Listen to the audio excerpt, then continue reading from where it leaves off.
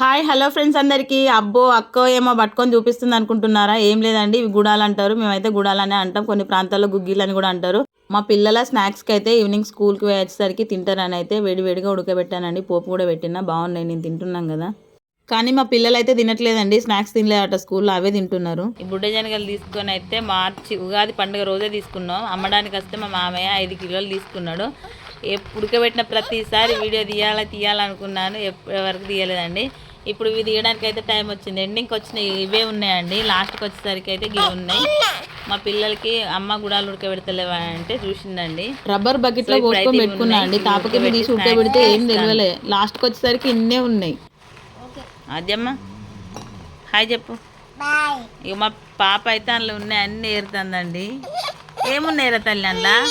అన్నయ్య అంటండా గుడాలు కావాలా మీకు? ఏంద్రా అబ్బో ఊతాను వారు బిడ్డ, చూడు అందుకే ఊదుతుంది, ఏరి ఊదుతుంది. ఇటు చూడు అద్దెమ్మ. ఇవైతే వాళ్ళు స్కూల్కి పోయినాక నానబెట్టిందండి, మంచిగా 2 సార్లు కడుక్కొని నానబెట్టిన. ఇందులో ఉన్న నలుసు అన్నీ ఏరి నానబెట్టి ఉడకబెట్టిందండి. చూడండి ఎంత మంచిగా ఉడికిపోయినాయో. అంటే బాగా మెత్తగా ఉడికిపోతే కూడా గంజి గంజి బాగుండవండి. చూడండి మంచిగా మెత్తగా ఉడికిపోయినాయి. ఇవైతే వేరే బౌల్లోకి తీసుకొని నీళ్లు పెట్టేటట్టు మొత్తం ఇట్లా ఆరబెట్టుకోవాలండి.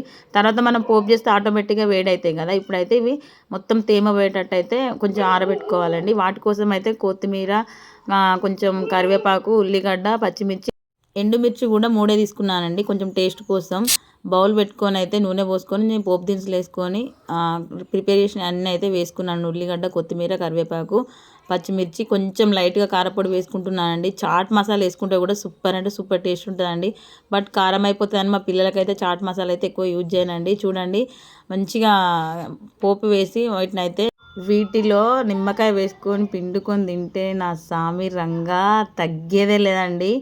వరంగల్ అంటేనే, తెలంగాణ అంటేనే సుక్క ముక్క గుడాలు. దావత్ అంటే గుడాలు కంపల్సరీ ఉండాల్సిందే అండి. సూపర్ అంటే సూపర్ ఉంటాయి. అక్కో మరి మీ ఇంట్లో ఇప్పుడు దావత్ ఏంటని మాత్రం అనుకోకండి, చల్లగా వాతావరణం ఉన్నదండి. మా పిల్లలు అయితే వేడి వేడిగా గుడాలు తింటారని అయితే చేసిన, బట్ వాళ్ళు అయితే తినట్లేదు. మరి మీరేం స్పెషల్ చేసుకున్నారో కామెంట్ చేయండి, సబ్స్క్రైబ్ చేసుకోండి. Bye friends.